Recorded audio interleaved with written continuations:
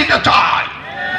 এই জন্য দাঁড়াতে হবে, প্রয়োজনে রক্ত দিতে হবে। রাজি আছেন কারা কারা? তো হাত তুলে দেখান।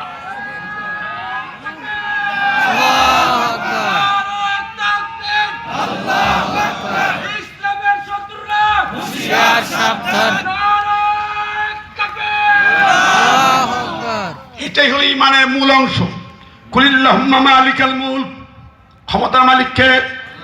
আরো জোরে, সার্বভৌম ক্ষমতার মালিক আল্লাহ। আর একটি দলের নিবন্ধন বাতিল করেছিল আমার হাইকোর্ট।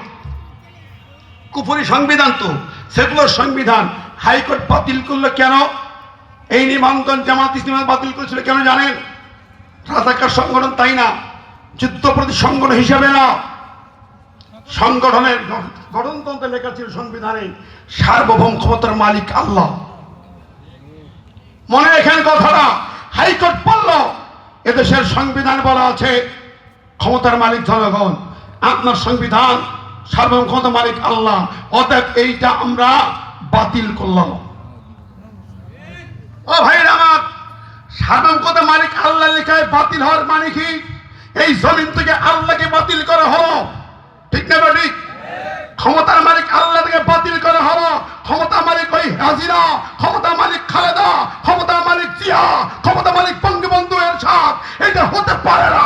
ক্ষমতার মালিক হলো আমার আল্লাহ। জবান করে বলে ক্ষমতার মালিক কে? এটা যারা মানবে না, এই পক্ষে যারা থাকবে না, তাদের ইমান কাটা, ইমান বাতিল। ওই ইমানে পাই পয়সা দাম নাই। আমার ভাই বন্ধুরা, প্রিয় হাজিরিন, আমি কতগুলো বলছি কোরআনে অথেন্টিক কথা। আমার ভাইরা, আল্লাহ বলেন তুই কোরআনে চুমা খাও, কোরআনে ঈমান আছে। তোমার বাবা মারা গেলে সাবিনা খতম দাও, কোরআন দিয়ে খতম দাও, দোয়া করো। অথচ আমার আল্লাহ বলেন সূরা নিসায় কোরআনে চুমা খাও, কোরআন তেলাওয়াত করে দোয়া করো, কোরআন দিয়ে নামাজ পড়ো। তুমি যদি সেই কোরআনের বিধান মানতে না পারো, তাহলে তোমার এটার কোনো মূল্য নাই, সব বরবাদ।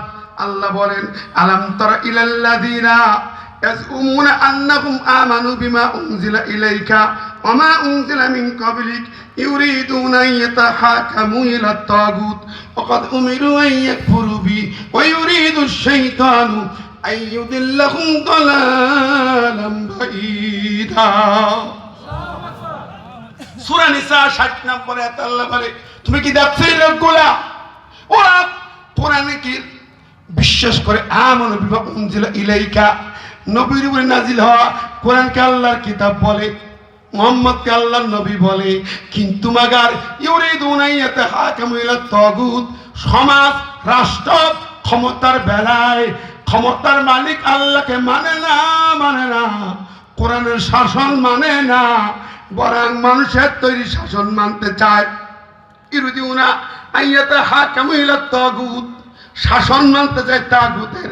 আল্লাহ বলেন ওয়া ইউরিদুশ শাইতান, এই লোকগুলো যারা কোরআনকে আল্লাহর কিতাব জেনে ফেলে রেখে দিল আর মানুষের তৈরি শাসন মানতে চাইল, ইউরিদুশ শাইতান, আল্লাহ কয় ওরা হলো শয়তানের মুরিদ।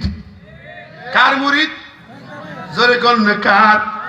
আরো জোরে কোন কার? এই দেশের মুসলমান ৮০% মুসলমান এই আয়াতটা মানতে রাজি না, এই কথা মানতে রাজি না। ধর্ম মানে ইসলাম, মানে ইসলাম সবার ধর্ম, আমাদের সবার, কিন্তু আইন মানতে রাজি না, ক্ষমতার মালিক মানতে রাজি না, আল্লাহর আইন মানতে রাজি না। আল্লাহ কয় ওরা শয়তানের মুরিদ। কোথায় ইমানদার? কোনো ইমান নেই। অতএব আমি ইতিহাস টেনে বললাম, এই বাংলার জমিনে বর্তমান সময় যা, এখন সময় উপযুক্ত সময়, শ্রেষ্ঠ সময়। মুসলমান মসজিদ ভিত্তিক আন্দোলন শুরু করো, গ্রামে গ্রামে দুর্গ গড়ে তোলো। আগামীর বাংলাদেশ ব্রিটিশ ল চলতে দেওয়া হবে না, ব্রিটিশ ল চলবে না, আমেরিকান ল চলবে না, দিল্লির আইন চলবে না। আইন চলবে কার? আরো জোরে কার? আর এইটা যারা মানবে না তারা হবে কাফের। তারা কি? ডাইরেক্ট ফতোয়া, তারা কাফের। আল্লাহ দিচ্ছেন ফতোয়া। কার ফতোয়া? আমাল্লাম ইয়াহকুম বিমা আনজালাল্লাহ ফাউলাইকা হুমুল কাফিরুন। যারা আল্লাহ দেওয়া শাসন মানবে না তারা হলো কাফের। কে বলেছেন? আল্লাহ। যারা বলেন কে? বন্ধুরা আমার,